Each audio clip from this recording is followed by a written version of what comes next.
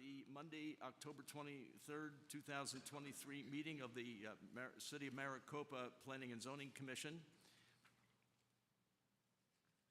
We will start with our invocation with Commissioner Jim Irving and our Pledge of Allegiance with Al Juarez. Everybody who is able, please stand. Dear Father, thank you for the day. Thank you for being you. We ask your continued guidance and blessings on us as we go about our business. And Father, we just, especially at this time, ask that we lift up especially the children in the Middle East who are going just through some real trauma, and just hope both sides can come together and realize that in that special land, that holy land, that they are all your children. Come together, and it's something we all need to be reminded of, that we are all children of the one God. We ask this in your name. Amen. I pledge allegiance to the flag of the United States of America, and to the republic for which it stands, one nation, under God, indivisible, with liberty and justice for all.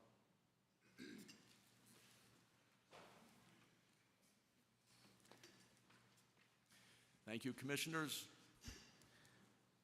Next item is roll call, please.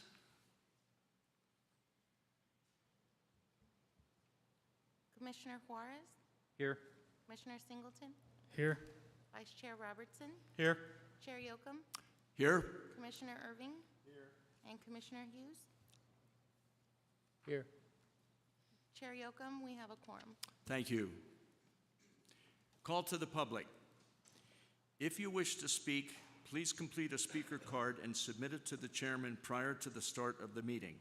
The procedures to follow if you address the commission are: commission requests that you express your ideas in 3 minutes or less and refrain from any personal attacks or derogatory statements about any city employee, a fellow citizen, or anyone else, whether in the audience or not. The chairman will limit discussion whenever he deems such an action appropriate to the proper conduct of this meeting. I do have 2 speaker cards, so and they are both with item 5.1, and we will welcome you to come up and give your comments when we get to item 5.1.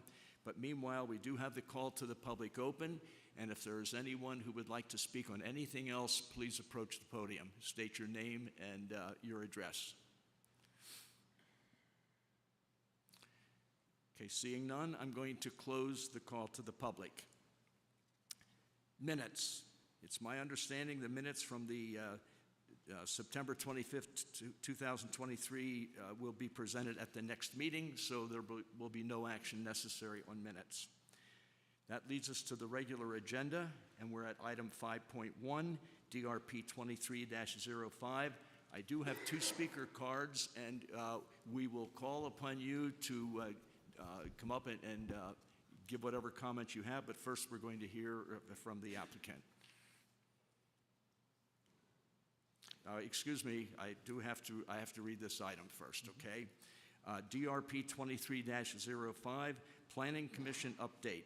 Derek Shearer, Planner 2, will present Major Development Review Permit case number DRP 23-05, John Wayne Parkway West Development, a request by Marion McCursey and Randy Heslett of RKAA Architects, Inc. on behalf of property owner Desert Cedars Equities, LLC, for review of site, landscape, elevation, and lighting, photometric plans for a proposed commercial development on an approximate 6.13 acre parcel of land within Pinell County, parcel numbers 510-25-009N, 510-29-047D, 510-29-2460, and 510-29-0001B within the City of Maricopa, generally located at the southwest corner of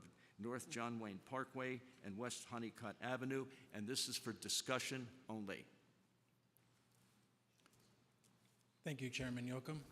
members of the commission. My name is Derek Shearer with the Planning Department, here to present the next item on the agenda. This is DRP 23-05, as just read in by Chair Yocum. Again, the applicant is Desert Cedars Equities LLC for the location that's highlighted on the screen with the vicinity map, highlighted in yellow. This is an approximately 6.13 acre parcel or site. This is for review of the site, landscape, photometric, and elevation plans for a proposed multi-building commercial development. On the screen, I have an example of the proposed site landscape plan. As you can see, the site is going to be developed with 7 commercial pads. It's going to be developed in 2 phases, with the main spine road that goes north and south, east-west, and then the buildings along John Wayne Parkway north of that line. So here, and then these buildings as part of the phase 1. The proposed buildings are going to range from 2,400 to 6,000 square feet in area.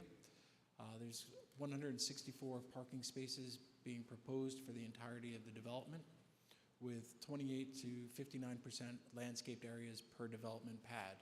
And on the screen for the development pads, you can see this dashed line, so it's dash, dot, dash, dot. That will be how it's going to be parceled out. Each building is going to have its own parcel with its own parking, its own open space, own landscaping. Each one will be able to stand on its own to meet the zoning requirements for parking, open space, setbacks for the buildings. There'll be 4 connections to the exterior roadways. There'll be 2 on the west side that go to North Maricopa Road, as you can see right here. 1 accessing to the north on West Honeycutt Avenue, and 1 going to John Wayne Parkway. The John Wayne Parkway is going to be a right-in, right-out only. There won't be full access here. On the north side for Honeycutt Avenue, again, it'll be right-in only, right-out only. Full access on the 2 west sides, which will lead northward. And with this development, it's kind of hard to see, but underneath the site plan, you can see sort of the hashed or shaded out lines. That is where North Maricopa Road currently runs. The proposal is looking to do a realignment of North Maricopa Road to create a T intersection, fully signalized intersection, to be able to allow people that are visiting this commercial development to come out on Maricopa Road and make a left to head westward. Without the realignment, they wouldn't have been able to do a left out because of the geometries and the proximities of the proposed driveways with where Maricopa Road exists now, the driveway across for the hospital, and then the stacking availability between the 2 lights at John Wayne Parkway and Maricopa Road. On the screen now I have a aerial of the development theme. It's not a current aerial. This is a mock-up of what the site will look like from an airborne view, with examples of the proposed elevations of the buildings. The buildings are going to come in for their own separate development review permits each, but they are all going to follow this similar motif, having all of the different brickwork, stucco, varied roof elevations, elevations along the bottom, tenant spaces, glazing, glass doors, and all of that. The overall design of the project is going to enhance the appearance and also create some economic activity at this location. It's currently vacant. It meets the proposal is appropriate for the function, and the project will provide a suitable environment for occupants, visitors, and general community. Elevations and color combinations appear well integrated and complementary, and the proposal will ultimately meet all of the requirements as outlined in Section 18 of the zoning ordinance. For the public outreach, on October 7th, the site was posted and notification letters were sent to all property owners within 600 feet. Staff has received 1 letter of opposition for the project from an adjacent property owner, and that was received on Friday. I believe they may be here to speak in opposition to it, but this is an informational meeting only, or presentation only, and no action. Final action will be approval at the administrative level by staff once the plans that are submitted meet all of the requirements of the zoning ordinance. I'm happy to answer any questions that the commission may have. Commissioners, any concerns, questions? I'm sorry, Vice Chair? That might be a premature question, but is there any identified timeline between Phase 1 and Phase 2? No, the applicant has not identified a hard timeline. Phase 1 would begin immediately, but there has not been a proposed timeline on when Phase 2 will come online or come in for construction. Okay, thank you. Commissioner Hughes? Yeah, thank you. You give the total square footage of each building, but I've had several inquiries for small business on about 1,200 square foot per storefront, and a rental factor of probably around 2,000. So there's a big need for that in our community. And I was just wondering if any of those spaces would meet that kind of requirement. Yes, the buildings, as proposed, there's a range. The smallest building, the 2,400 square foot building, is the only building that we know for sure it's going to be a drive-through restaurant up here in the northeast corner of the site. You can see the stacking drive-through. The remainder of the buildings are going to be from 3,000 to 6,000 square feet. Building 7 is a 6,000. Buildings 6 and 5 are about 5,000 square feet each. Thank you. Commissioners? Nothing. I do have one question. Do you have any feelers right now as to any potential tenants? I do not. You do not. It hasn't been provided in the application. Okay. I believe this is mostly spec build because of the need for commercial space in town. Okay. The applicant has seen that need and is acting on it, I think. Okay. If we have nothing further from the commissioners, I wanted to make sure that both of the speakers I have speaker cards from, I wanted to make sure that they had the benefit of whatever discussion or concern that the commissioners had before they came up to give their comments. I will entertain the two speakers in alphabetical order. And Ernest, I hope I pronounce your name correctly. Apuncel? I was close, okay. Amponsa, thank you. Your name and your address, please. My name is Ernest Amponsa. The address is 18860 North Maricopa Road, just across the street from the cul-de-sac. Thank you. So I'm very much 100% in support of this project. My main thing that I wanted the developer to consider would be to extend the sewer line through those two roads on Maricopa Road for future connection to the sewer line. That's my main concern and something I want to propose to the developer to be able to extend the sewer lines. That's it. Right.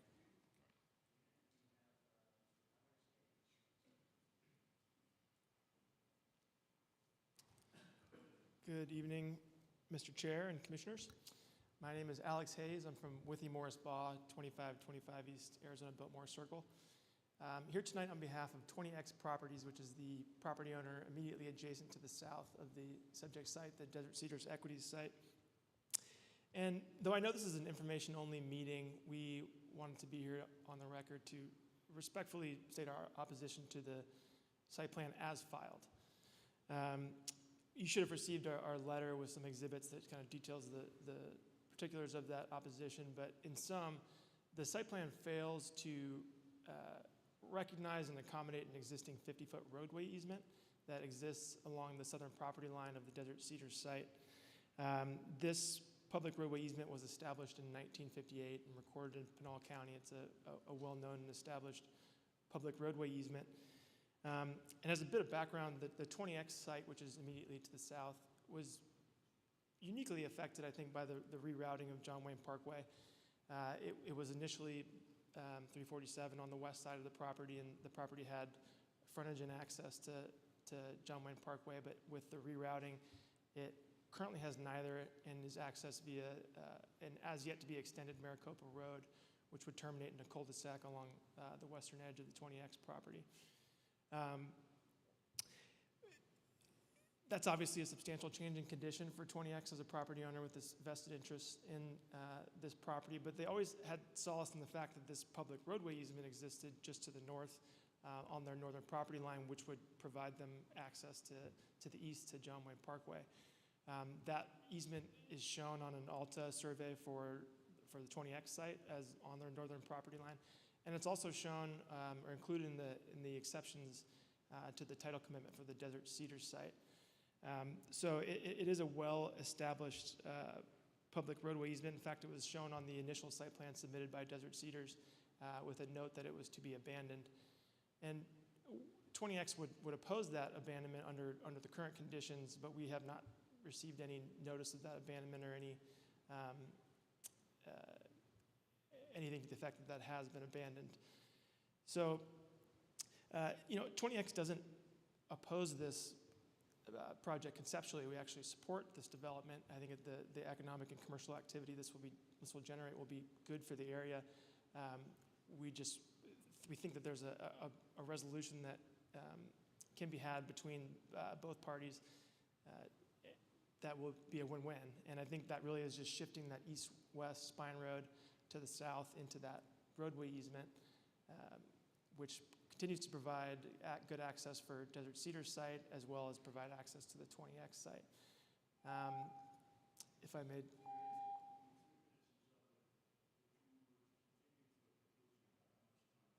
About a minute. Just about a minute. Yeah, so we think a private resolution is very easily attainable. 20X has reached out to Desert Cedars a number of times over the last couple of weeks, and those efforts at contact have been unsuccessful. And we remain ready and willing to engage for a private solution that has not yet occurred. This is why we're here at this public meeting. But unless and until such time, 20X does intend to pursue all its options to maintain its rights to that public easement. Okay, thank you. I'm sure we'll be taking your comments under advisement. Thank you, appreciate it. Any other speakers on 5.1, DRP 23-05? If not, the discussion is concluded and we'll move along to 5.2, which is DRP 23-10, Planning Commission update. Derek Shearer, Planning 2, will present major development review permit case DRP 23-10, John Wayne Parkway East Commercial Development, a request by Marion McKersey and Randy Heislett of RKAA Architects, Inc. on behalf of property owner Desert Cedars Equities, LLC, for a review of site, landscape, elevation and lighting, photometric plans for a proposed commercial development on the approximately 2.38 acre portion of the land within Pinell County parcel number 510-25-009T within the city of Maricopa, generally located at the southeast corner of North Wayne Parkway and West Honeycutt Avenue. And this is for discussion only, and let's hear from the applicant, please. Thank you, Chairman Yocum. Members of the Commission, Derek Shearer again to present agenda item 5.2. This is DRP 23-10, Major Development Review Permit. The applicant is Desert Cedars Equities, LLC. The location is the southeast corner of West Honeycutt Avenue and North John Wayne Parkway on an approximately 2.38 acre site. This is for review of the site, landscape, photometric, and elevation plans. I have a vicinity map on the screen in front of you. This site is located just across the street from John Wayne Parkway from the site that we just went over. These two sites will act complementary with one another. The applicant is also the same. Applicant owns both sides of the road there. John Wayne Parkway East Commercial Development proposes to create 2 commercial pads and a single-phase development. The 2 buildings are going to be 2 spec-build commercial buildings. Buildings will range from 3,380 square feet in size to 5,000 square feet. The 5,000 square foot building is going to be the building on the left that you see, Building 1. That'll be up against John Wayne Parkway. Building 2 is the Easternmore building. That's going to be the 3,380 square foot building.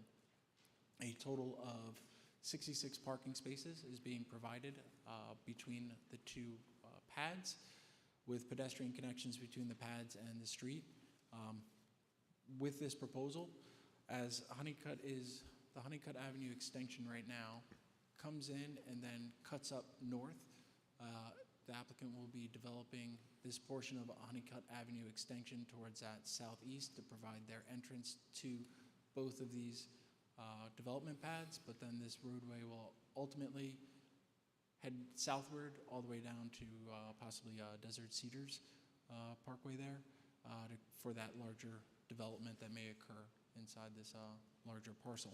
This is only a portion of a larger parcel right now, and it's going to be parceled off into 2 development pads.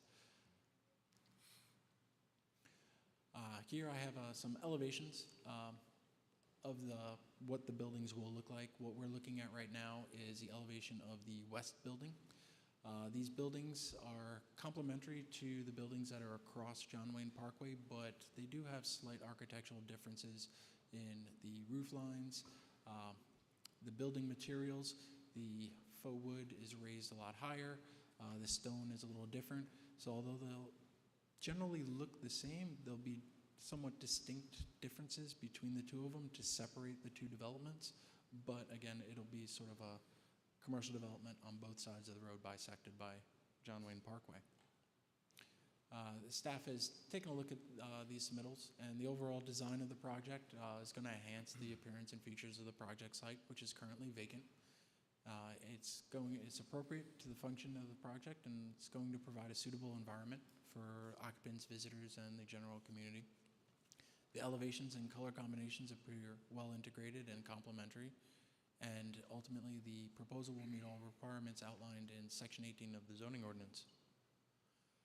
On October 7th, notification letters were sent out to all property owners within 600 feet of the site. The site was also posted on October 7th, and today we have the Planning and Zoning Commission meeting. Staff has not received any public input on the proposal. I'm happy to answer any questions that the commission may have. Thank you for the staff report. Anything from the commissioners?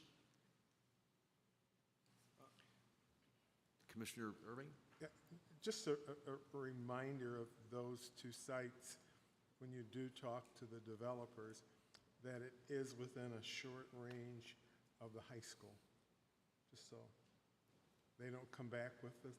We have somebody trying to put something there that shouldn't be. They should be aware of that. But.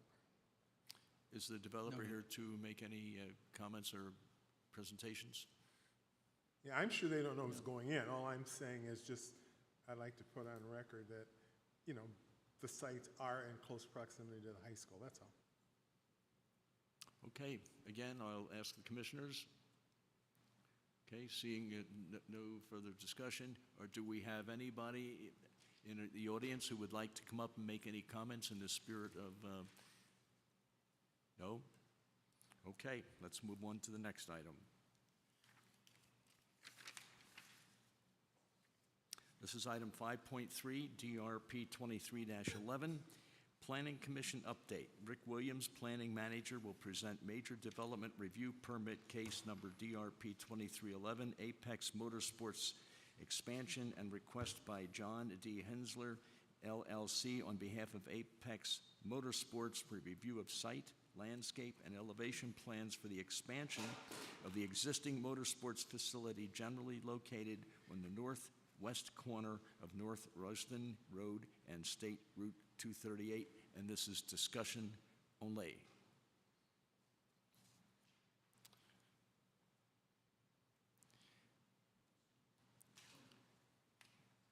It's all yours, Mr. Williams. Thank you, Chairman, members of the commission. Here to speak to you a little bit this evening about the Apex Motorsport expansion. It's approximately 280 acres. It's located off of Ralston Drive and State Route 238. This is a proposed site plan expansion for the northeast portion of their facility.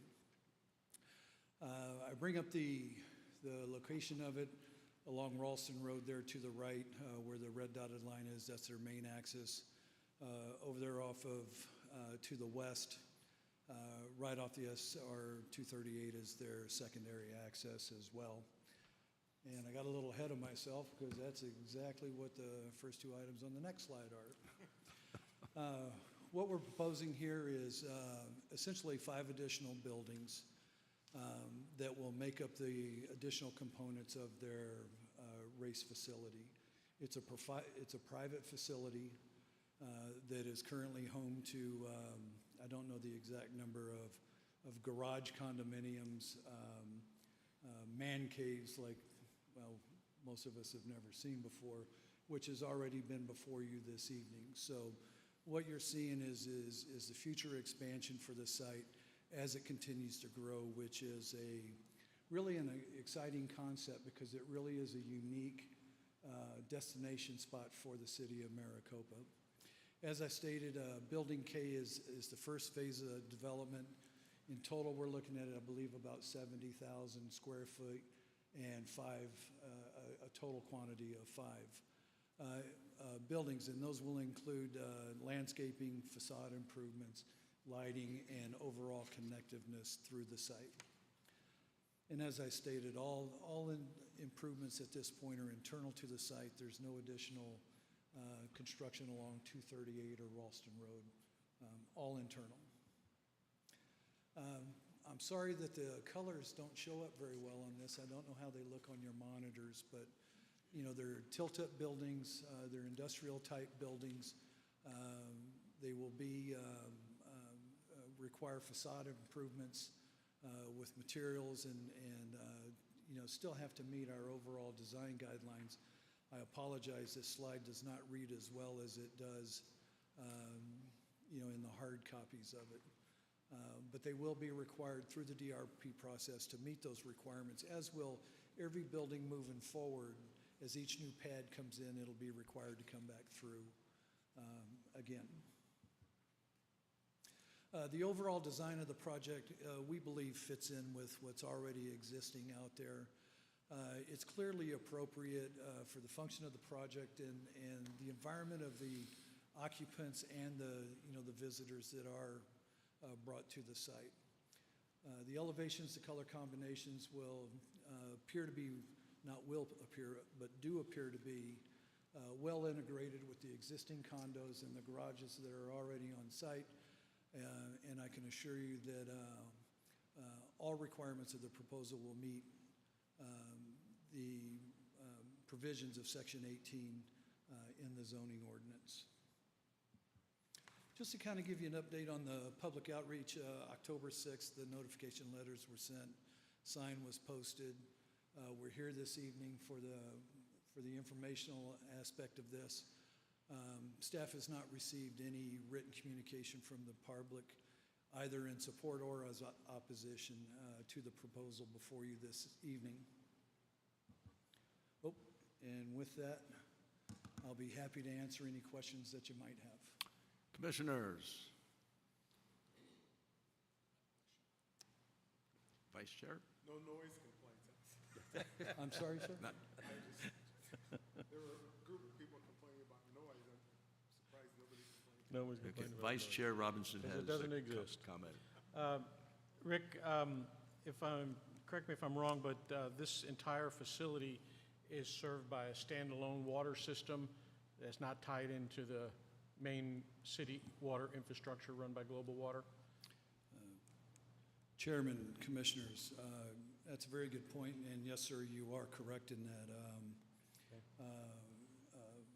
Water lines have not been extended down 238 yet. Is it safe to assume that the existing water campus that's on the map is adequate to provide fire protection to these additional buildings? Yes, good question and a good observation, and the answer to that is yes, sir. Global Water has signed off on the total capacity of it, and quite frankly, the capacity of the water campus exceeds the requirements of where they are right now. There's still room for additional growth. Very good, thank you. So the efforts to try to get Global Water to run a line out there, have they been abandoned? Chairman, members of the commission, I can't give you clear facts on that, but no, it hasn't been abandoned. It's just a matter of time before it's going to get there. They're working not only with Global Water, but the Indian Reservation comes into play there as well. The beautiful part is we have control of 238 now, and ADOT's out of the question, so that makes it a little bit easier. But there's still some way to go. Although that facility you see up there in the right-hand corner of that exhibit there is temporary, it may still be there for a while before we see the lines extended that far west. But currently, expectations are that if Global Water finds a way to go out there, that's going to be something that Apex would want and use. Yeah, absolutely. Chairman, members of the commission, again, really good question. And the answer to that is absolutely. There are, and it's conditionally approved back with the CUP, and the short answer to that is once water and sewer arrive there, they'll be required to connect to it. Okay. And I just have one comment, and I think we have to make the distinction between what these buildings are going to be and what you hear people calling them. I know they approached me and they're calling them auto condos, and they are not condos in in no way are they condos in the traditional sense, because no one is supposedly going to be allowed to sleep overnight in these buildings. Now, I'm not saying somebody might go in there with a sleeping bag and do so, but there are not going to be living quarters in these buildings. That's a very important distinction. They're strictly for the automobiles, for their equipment and their supplies and so forth. Okay. Anything else from the commission? Do we have anybody in the public who would like to come up and make a comment on this issue? If not, I think we can move along since we're on discussion only. Did you have anything further? No? Okay, let's move on then to 5.4, PZ 23-09.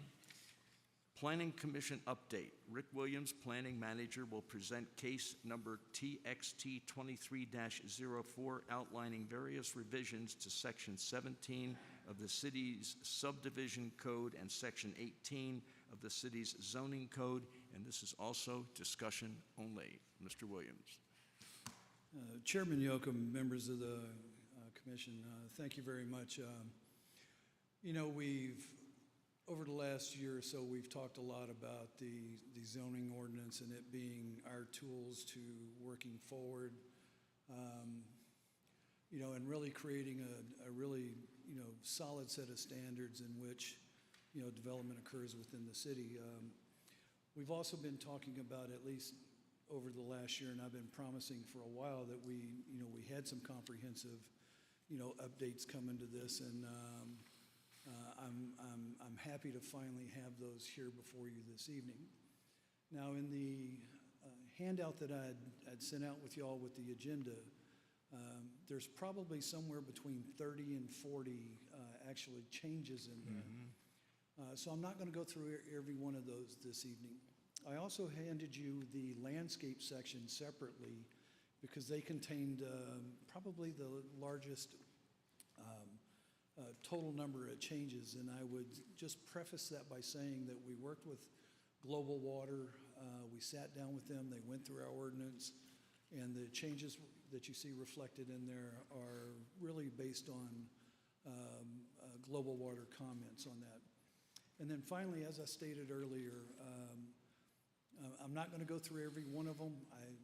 I did list on the screen here this evening about 10 of them that I thought were would be pertinent to address this evening. But once we get through these, we'll be happy to answer any questions that you might have on anything in there and go from there. So getting right into it, Section 183540 really addressed something that we've talked about numerous times when we've come in with multifamily developments, and not necessarily in the horizontal development part, but when we talk about going vertical and traditional.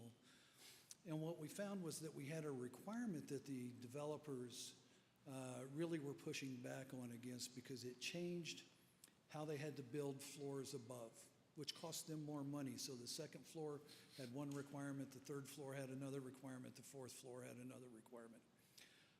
It really wasn't conducive to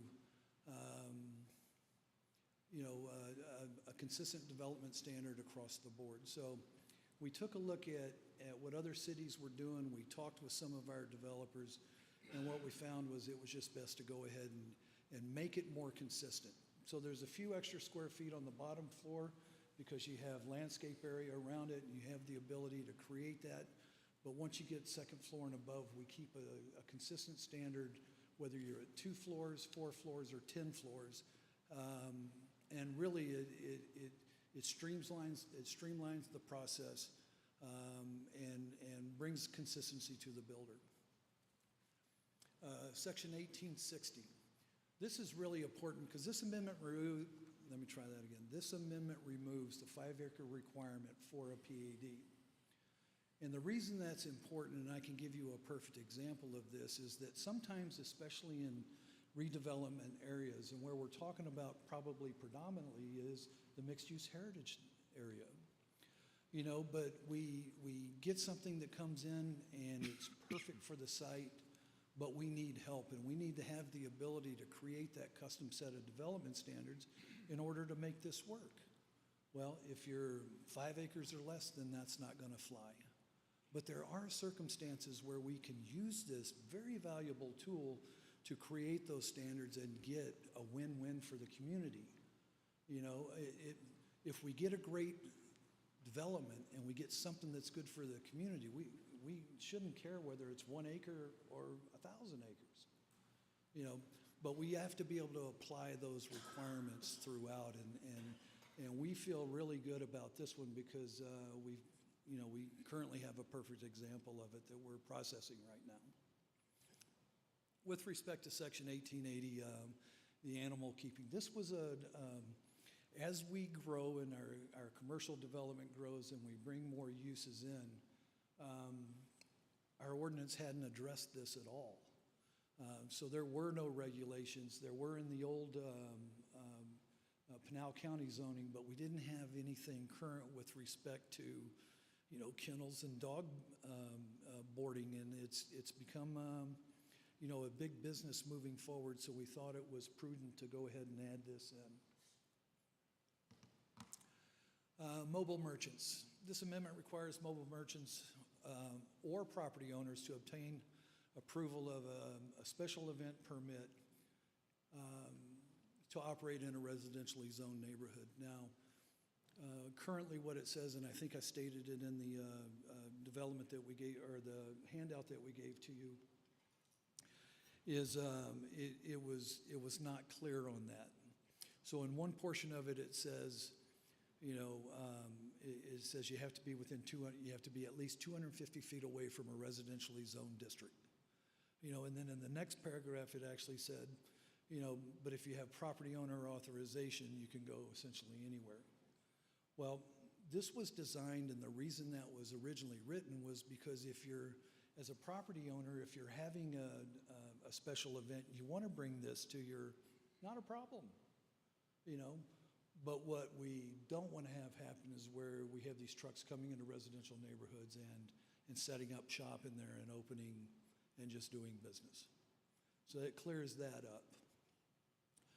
With respect to Section 18140, essentially what we're doing here is we're changing the mailing requirements for the public hearings from not more than 30 days before the meeting to 45 days.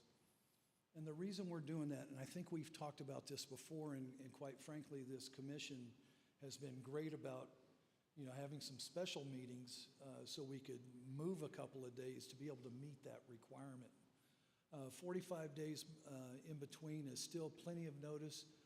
It's still close enough to where you still get the, you know, the feel, and it's fresh. It's still on your mind, and it's a change that will help us eventually, you know, save money for mom and pops that are coming in. That, you know, $500 for a separate mailing and noticing is a lot of money.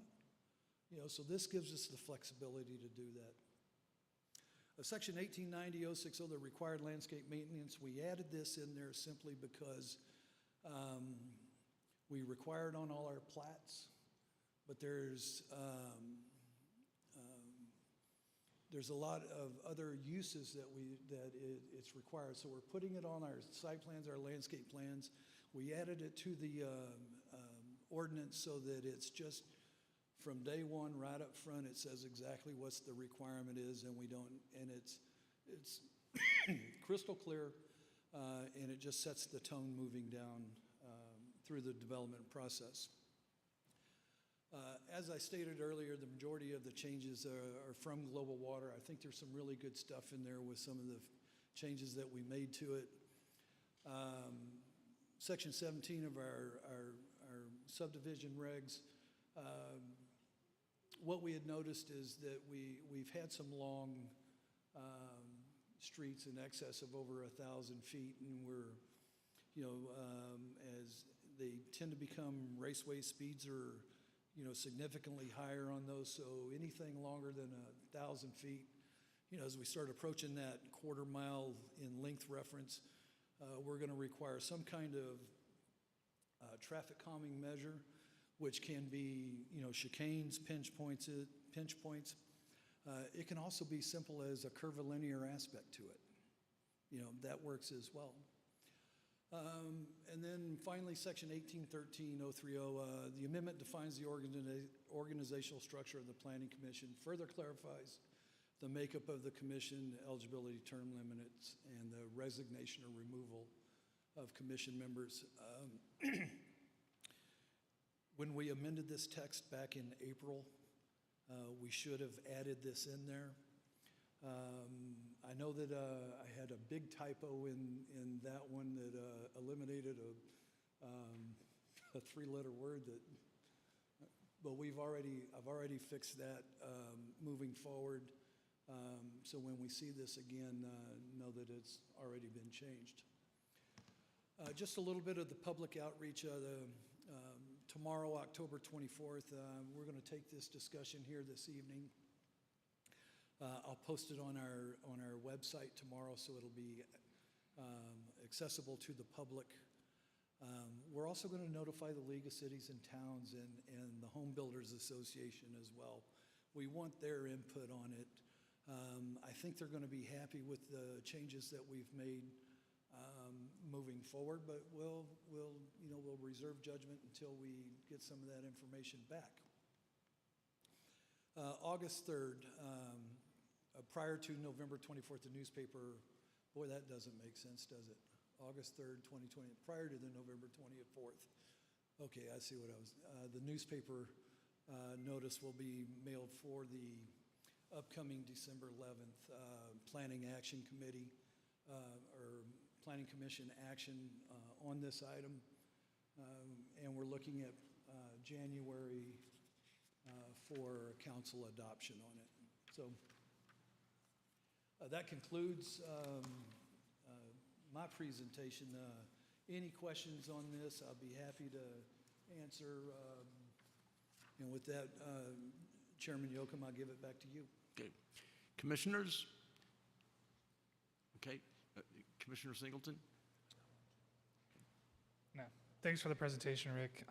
So I had two questions. So the first one, we're decreasing to that 100 square foot for the bottom. Previously, it was kind of like a give and take, right? Where we would say, oh, you want to reduce it to 100? Okay, give us open space or something like that. How is that being addressed now if we're just, hey, 100, there you go. There's no give or take to get that open space. And then the second one was the mobile sale. Does that include, like, if a food truck wants to operate at a park in an HOA, do they now need to get a special event permit, or how does that work? Yeah, Chairman Yocum, Commissioner Singleton, I'm going to answer the second one first. And the answer is it doesn't affect. So currently right now, if they want to go onto a public property or private property, they have to get notice of owner authorization. If they want to go in right away or they want to go in on a city-owned property, then they have to come in and get a use permit for that. So that portion of it would not change. And so what we did was we just cleared it up, because the way the code was written, if, Mr. Singleton, as your next door neighbor, could give you permission to essentially operate a food truck on his property for 6 to 8 hours a day with unlimited, and that's not what it was designed to do. Because the first provision in there is you can't be within 250 feet of residence, and that's to eliminate that commercial use, in a residential district. So, but if you're having a special event, your kid's birthday, or you're celebrating something, you want to bring a food truck in for, an event, absolutely, and that allows you to do that. First question was, refresh my memory, I'm sorry. So previously, when a applicant would request to reduce the square footage of down from 120 to 100, we would usually say, okay, well, give us that in open space or green space, stuff like that.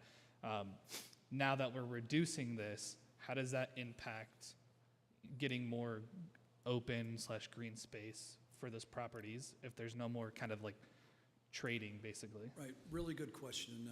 What we're hoping is that there are provisions in the code that give us a little bit of flexibility.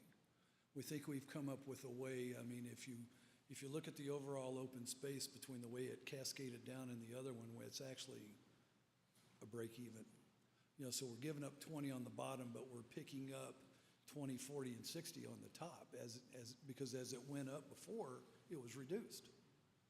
So it really is, and I don't have the exact number, but the thought process behind it was that that it would equal out as, we were keeping a constant number, we were giving up on the bottom, but we were making up essentially 15 to 20 feet of level as we went higher. So we'll continue. We have a very generous open space requirement for multifamily development, 20%, which is,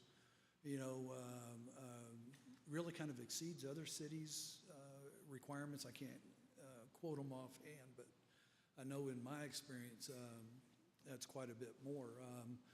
And it also gives us the ability to go back and say, listen, we changed this, we've made it better, we've made it more consistent for you, so maybe we have nicer pool amenities or barbecue areas, or that's always a negotiation that we're engaging in daily with these developers.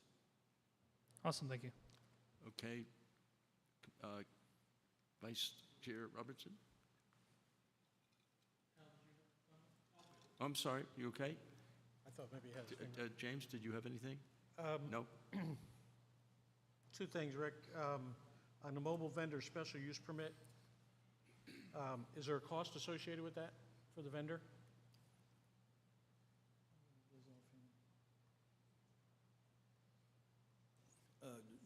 Chairman Yocum, Vice Chair, I think it's like 90 or 100 bucks. Okay. It's not. There currently is none. This will be new. No, sir. There are special event permits that are already in there. Okay. So we just clarified that they would have to obtain one of those to be able to go into the specific neighborhoods. So by requiring a special use permit now to operate on public right-of-way or public property, the existing code already has a pricing structure in it. Yes. But That is this now correct, sir. falls into it, Yes, sir. where it hadn't in the past, That is because correct. there was no regulation, really. Yes, Okay. sir. The next comment or question, we throw a lot of acronyms around, DRP, PAD, all this, and a lot of times the public has no idea what we're talking about. So because of the PAD one that came up on the changes for the amendments, could you elaborate for the public exactly what a PAD, planned area development, means and how it applies to this particular change? Chairman Yocum, Commissioner Robertson, that's a really good question.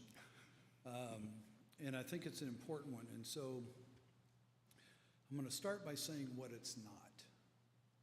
All right, we talk about commercial zoning, we talk about industrial zoning, and we talk about residential zoning. All right, and within each of those, there are hard zones. You know, RS5, CB1, Light Industrial 1, Light Industrial 2. Well, those are called hard zones where they have a specific set of development standards, all right, with respect to setback, building height, corner setbacks. All of that is black and white and is non-negotiable. So if you're building a commercial development in a CB2 zone, you have that set of development standards and that's what you get. Well, sometimes due to the specificity of the use itself, or maybe a unique lot, or maybe you have some kind of, you know, you've got a wash, you know, so there's a natural hindrance on that lot. But you can still make a good development, but you need help because you can't meet the boilerplate hard zone requirements of any specific zoning district. We have what's called a planned area development zoning district. And what that does is it gives us the ability to really create a custom set of development standards. So maybe instead of that 20-foot front setback, you know, you need a 15. But so we shortened in the front, but now we've got the ability to lengthen it in the back. You know, it gives us the flexibility to create those development standards that will allow something to, you know, to come to fruition on sites that may be tough. The other avenue of that, you know, in larger scale developments, you know, with residential PADs, there are additional land use requirements based on acreage.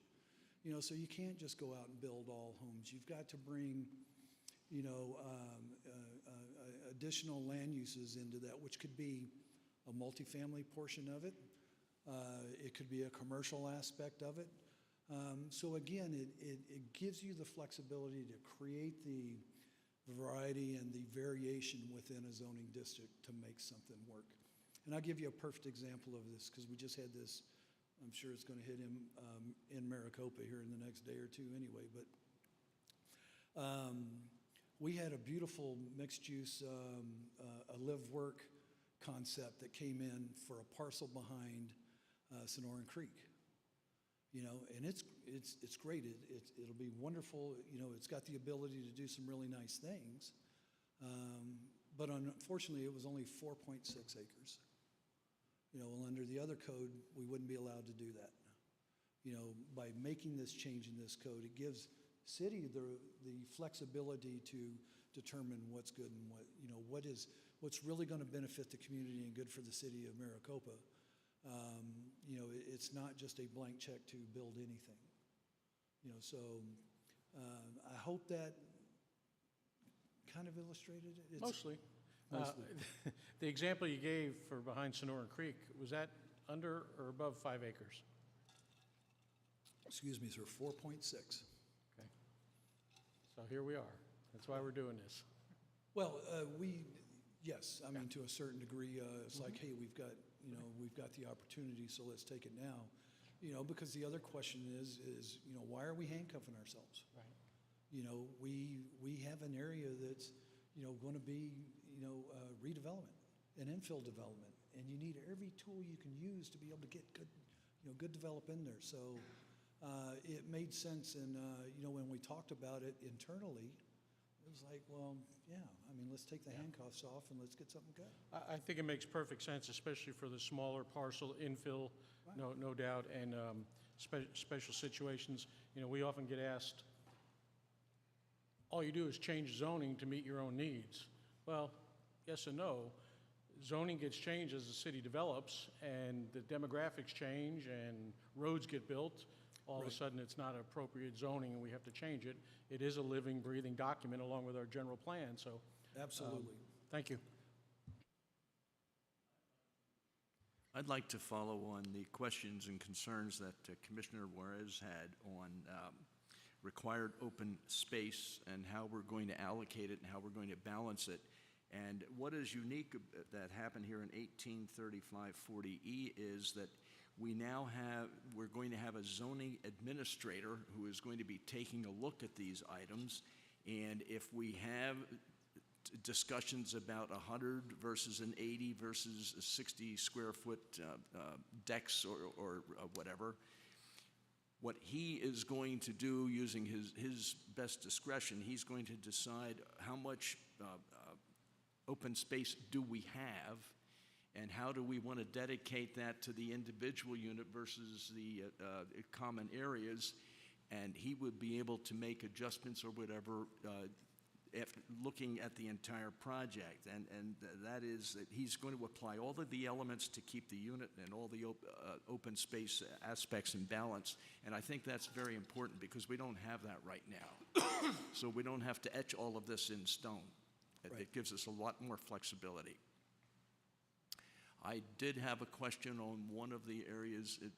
Do we have to bring that up, or can we let that go? And the what is said about family members, et cetera? Oh, yeah, already You kind of covered it. addressed that, Okay, Chairman. that's all I have. Anything else from the commissioners? Yeah. Commissioner Irving? Thought you were going to skip this thing. I have two, and mine sort of speaks to the 5 acres, but in a different tone. The 5 acres was in there for a reason. I understand the flexibility, but now you're telling me there's absolutely no requirement on the size of a PAD. Chairman Yocum, Commissioner Irving, that's not correct. Oh, okay, that's what I'm asking. Yeah, so the way it read before was it had to be a minimum 10 acres.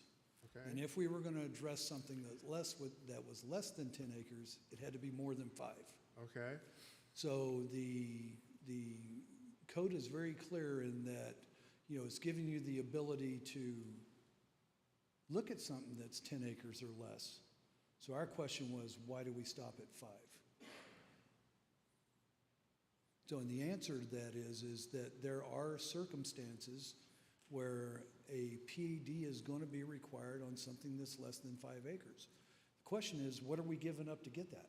Well, I guess my question is, if the concept of a PAD, you need a certain amount of space. So I could come in and really sell you on a PAD for an acre. I guess all I'm saying is there's something to protect the original concept of the space you need for an adequate PAD is all I'm asking, or something that will say that so people can't play it. Oh, that's all I'm... Yeah, and it's a good observation, and I understand where you're coming from, Yeah. but I think we covered that in the first part of that, where, you know, it says something along the lines of, you know, it requires council approval and council consideration for anything 10 acres or less. Okay. You know, and then it went on to say, you know, if it's 10 acres or less, it's got to be more than 5. You know, so we're just taking out the same requirements for 10 or less. They still have to justify it.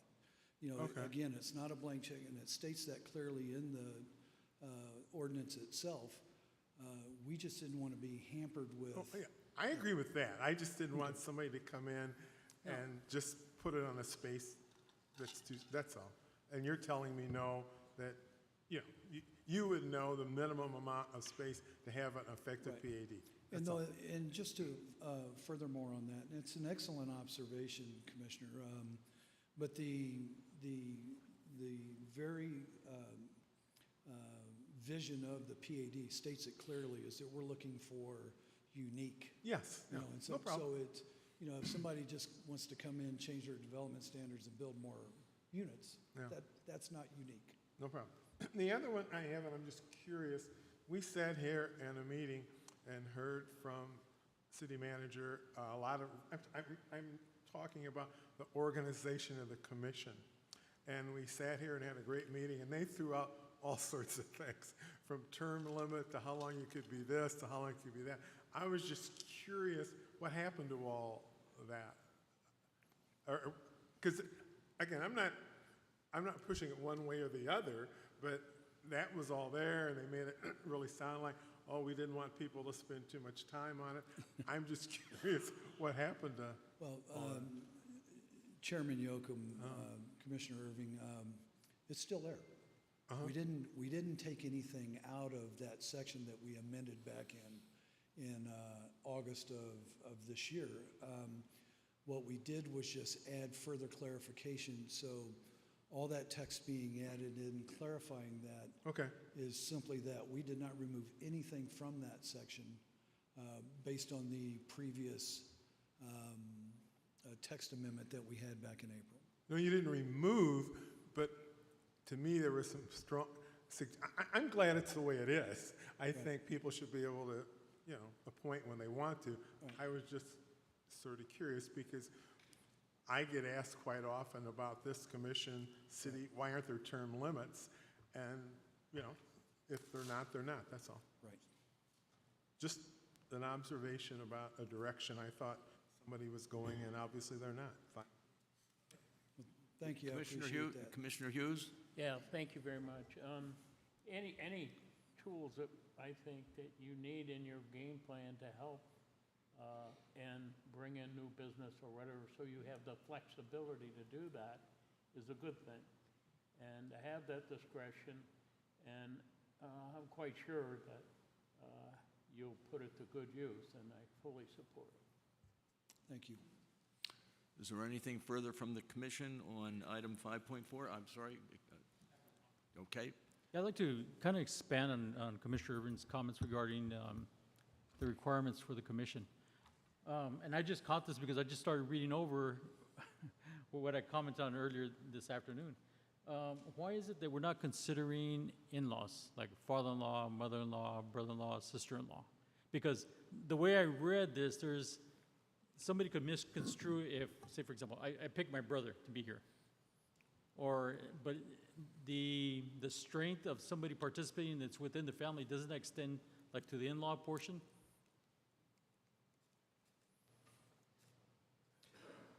I can answer that question. I was appointed to the committee formed by former Mayor Christian Price on nepotism involved with the city at any level. And at that time, it was determined, at that time when we adopted that particular item, we did have one city council person. His mother was on a committee here in town. And we had another city council person, I won't mention any names, but his wife was on a committee. And the consensus of opinion, now what they did, they took the chairs of all of the commissions, boards, and whatnot that we had here in town to put together, what are we going to do with this issue?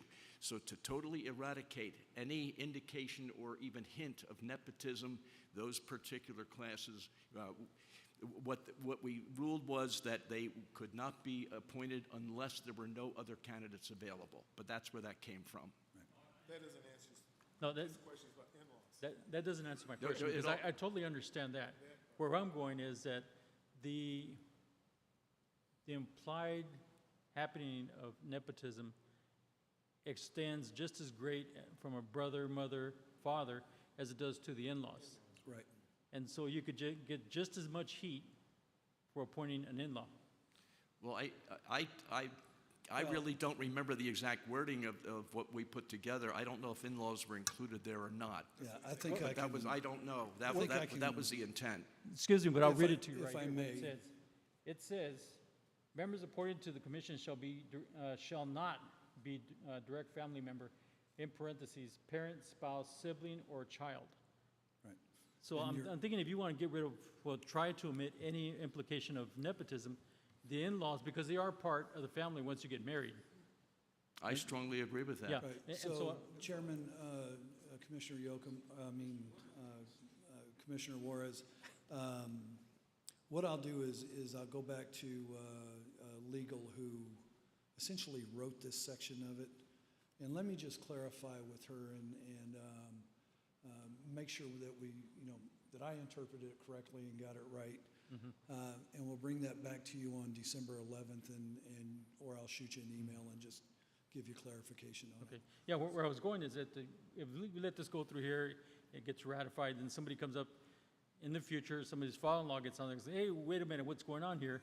Right. You know, Nope, I think that's a very important distinction that you brought up, and I think that we do have to get an opinion on it. And it seems to me that would be part of the legal department's.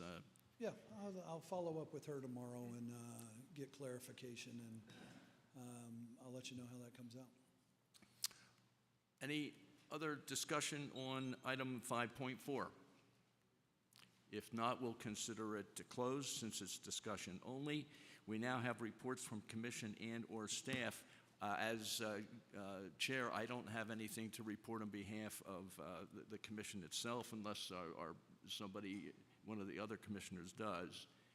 And when we get our report from staff, and staff is right there for us, I would just like to hear a comment on what we're doing about our 7th missing member. Chairman Yocum, members of the commission, since you asked the question, sir, I'll go ahead and start with that, and that is that I've been in contact with City Clerk's office, working on the process to have another member appointed. As soon as I have anything from a solid standpoint that I can report, obviously I'll bring that to you now. I know the wheels are turning, but I don't have any results for you yet at this point, sir. Thank you. Yep, with respect to upcoming meetings, we've got a full agenda coming up on November 13th, just to kind of give you a heads up. November 13th? November 13th, it's going to be a full one. I believe we've got 8 items on the agenda at this point. The good news is they are all kind of combined, so it's 8 items, but it'll be 4 presentations. November 27th, I don't have anything tracking for that date at this point. It's a couple of days after Thanksgiving. It's the Monday after that Thanksgiving Day weekend. I don't expect we'll be having that meeting. And as well, just a little heads up, looking down the road a little bit, December 11th will be our final meeting of the year. We know the text amendment's going to come back to you for action that evening, and it's also the final TAC meeting of Transit Advisory Committee. I know they've got some items for you as well, so that'll be a dual meeting on December 11th. With that, Chairman Yocum concludes my reports from staff, and I thank you for your time this evening. Thank you, Manager Williams. Is there anything else from the commission? And if there's nothing else from the commission, we will close item number 6, and I am going to ask for a motion to... Okay. We are adjourned.